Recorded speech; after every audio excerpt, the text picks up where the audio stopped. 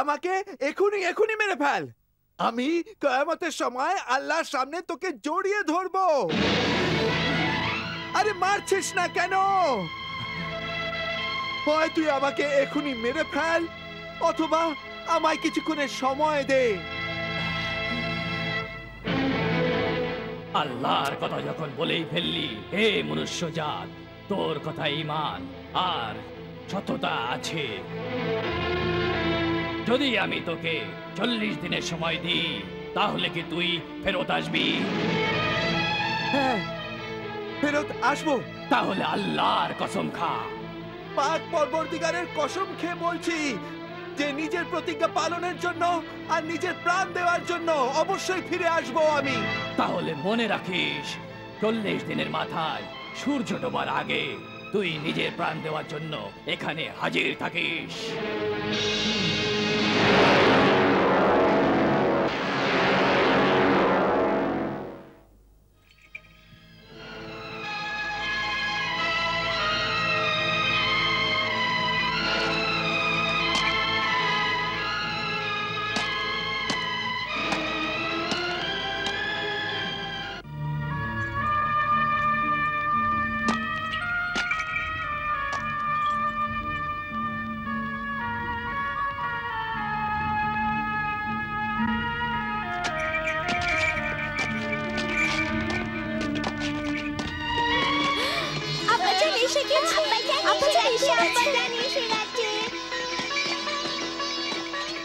দিদিমা, আব্বাজান এসে গেছে।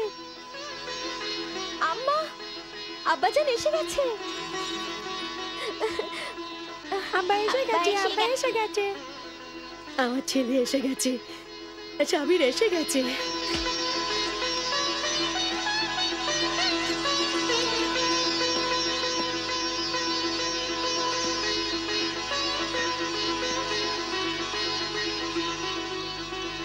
রুকসানা, রুকসানা আমার সোনা। আব্বাজান, রুকসানা, আব্বাজান, আব্বাজান। কেমন আছিস ফয়জান? কেমন আছিস রিজওয়ান? কেমন আছো?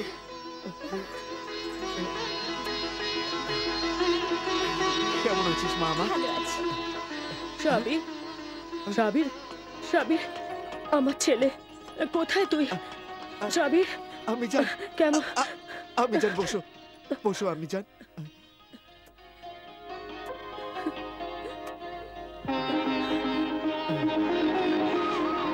সুখে থাক বাবা, আল্লাহ তোকে দীর্ঘায়ু করুক। ওয়ালাইকুম আসসালাম।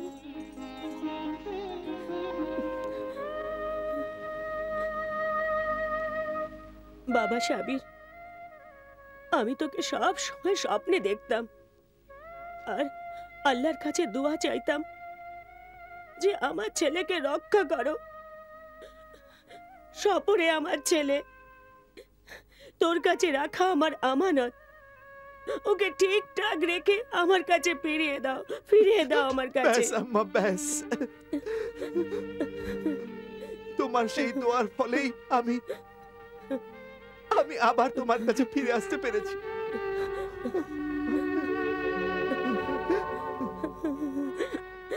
আরে রুকসানা, আব্বার জন্য গোসল ঘরে গরম পানি রেখে দে। হ্যাঁ দিদিমা। আর সাজিদা, তুমি তাড়াতাড়ি খাবার গরম করো, আমার ছেলের বড় খিদে পেয়েছে। হ্যাঁ আমি জান, আমি এক্ষুনি খাবার তৈরি করছি।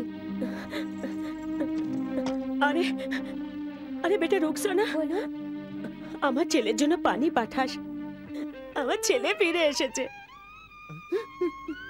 হে আল্লাহ, নামাজ তো পড়ে নেই।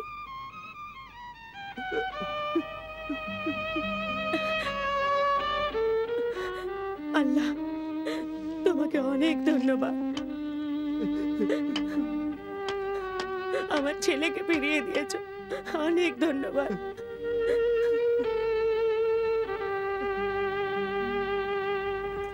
রুকসানা, আমার সোনা রুকসানা, ফয়জান, সাজিদ, রিজওয়ান।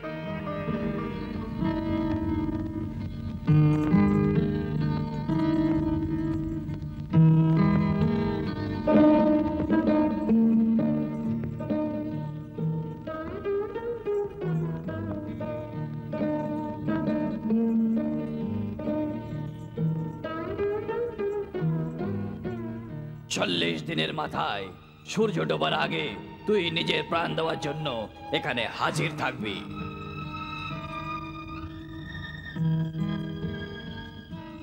আর শুধু 23 দিন বাকি।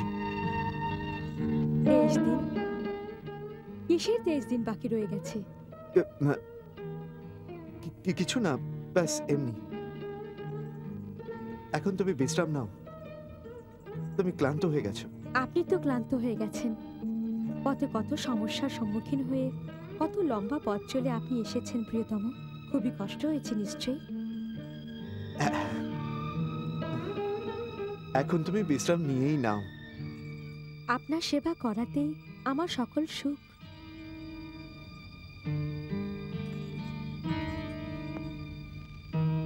আমার যাবার পরে তুমি কেমন ছিলে? নিশ্চয়ই খুব দুঃখই ছিলে। ছাড়ুন, আপনি এসে গেছেন, এখন ভালো আছি। আমার সব সুখ তো আপনারই সঙ্গে জড়িয়ে আছে। আপনাকে ছাড়া এই বাড়ি একদম নির্জন ছিল।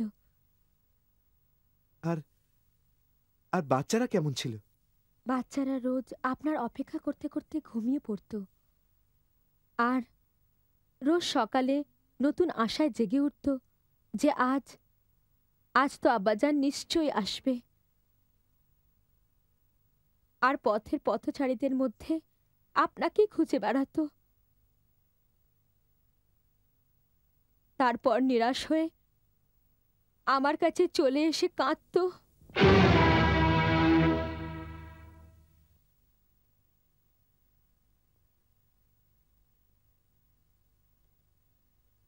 ব্যাস, আর আমি এখন আপনাকে কোথাও যেতে দেব না। আপনাকে ছাড়া আমি বেঁচে থাকতে পারবো না।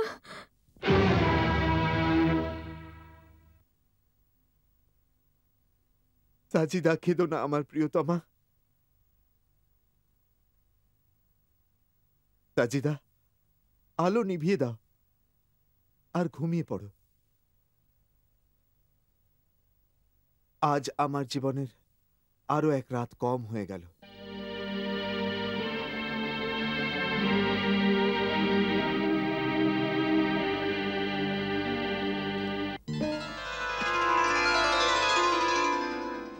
আমি জান। হ্যাঁ বাবা। আপনার জন্য কিছু উপহার এনেছি। এটা হলো পশমের চাদর। এদিকে এদিকে। এটা হলো পবিত্র মালা।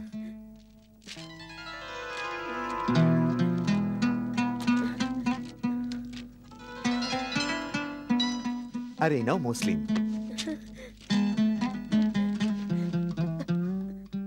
আমি এটা দিয়ে নামাজ পড়ব আর এটা দিয়ে দোয়া করব। আল্লাহর কাছে বলবো আমার ছেলের দীর্ঘায়ু করো, সব সমস্যা থেকে ওকে দূরে রাখো।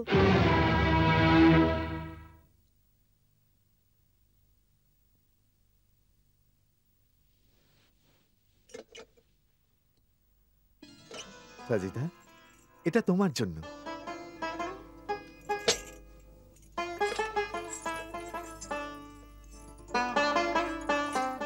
আমার জন্য আপনি এত গয়না কিনেছেন?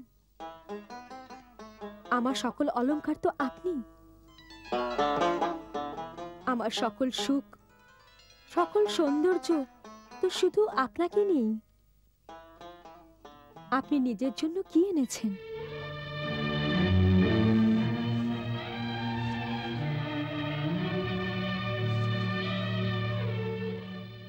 আমার জীবনের বেঁচে থাকা কয়েকটা দিন, সেগুলি তোমাদের আর আমার নিজের জন্য।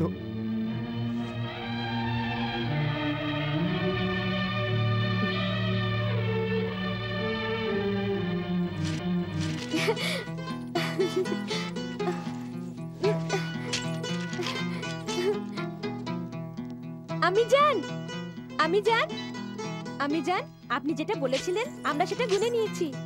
আর আব্বা জান যেটা উপার্জন করে এনেছে সেটা শুনে নিন। 5000 আশরাফি, 1 লাখ রিয়াল, 1 লাখ দিনার, গয়না, বহু মূল্য জামা কাপড়, হিরে আর উপহার। মাশাআল্লাহ, মাশাআল্লাহ। এসব আল্লাহরই দান। খুব পরিশ্রম করেছেন আপনি। এসব তোমার আর বাচ্চাদের ভাগ্যেই হয়েছে। ওদের ভাগ্যের জোরেই আমি বেঁচে আছি।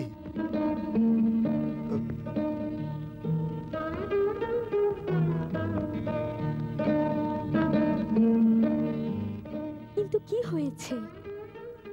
আপনি কথা বলতে বলতে কোথায় হারিয়ে যান আর এত উদাস হয়ে যান, যা দেখে মনে হয় আপনার কাছ থেকে কেউ কিছু ছিনিয়ে নিয়েছে। এই উদাসীনতার কারণটা কি? আমি বলবো এর কি কারণ? আমার বিয়ে হবে তো, তাই উনি এত উদাসীন। ও আমার সোনামণি।